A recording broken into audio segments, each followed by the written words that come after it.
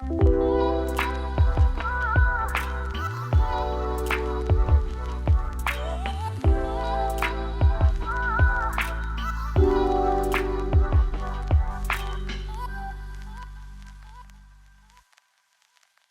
Roman Word friends and followers بمطبخكم الثاني.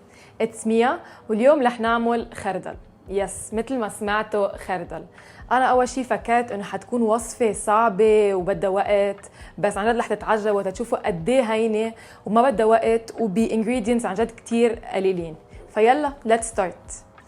حنبلش أول شي بنص كباية خردل، حبوب الخردل، أوكي؟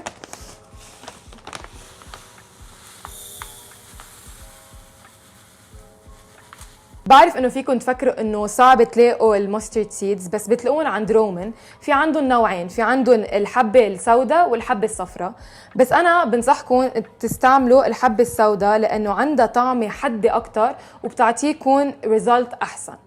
هلا حنحطهم هدول السيدز فوق نص كبايه مي. هلا رح تحطوا نص كبايه خل التفاح. فيكم تحطوا حيلا خل بدكم اياه، بس انا بنصحكم تحطوا خل التفاح لانه بيعطيها هيك طعمه طيبه، ونص كبايه وربع كبايه وايت واين. هلا يلي ما بده يستعمل الواين في يبدلها بكميه مي، ربع كبايه مي زياده، بس انا بنصحكم تستعملوا الوايت واين لانه اول شيء بيعطيها طعمه اطيب وبيخلي طعمه الخردل تضاين اكثر وقت. هلا من بعد ما نقعناهم حنغطيهم بكلينج فيلم ونحطهم ل 48 ساعه بالبراد كرمال حبه الخردل تقدر تشرب شوي من المي وتطرى كرمال تسهلنا البلندنج بروسس. اهم شيء تغطوها وتحطوها بالبراد ل 48 ساعه. هلا انا ححط هيدي بالبراد وحجيب وحده ثانيه كنت محضرتها الي يومين وحنعملها بلند ونشوف الفاينل ريزلت.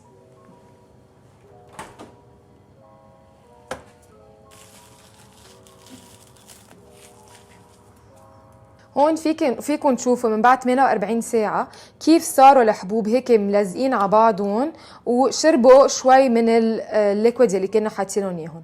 هلا رح نحطهم بالبلندر ونطحنهم لحديت ما يطلع لنا الكونسستنسي اللي بدنا اياها.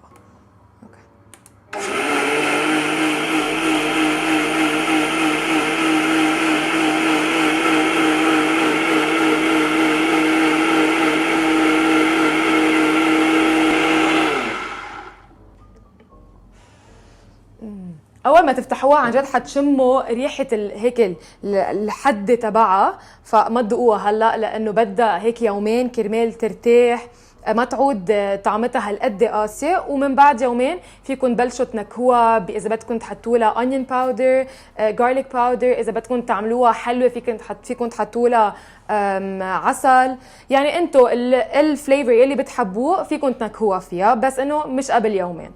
هلا رح نفضيها بقلب مرتبين تبعنا، وهلا حتبين هي رخوه بس بالبراد رح بتشد اكثر معنا.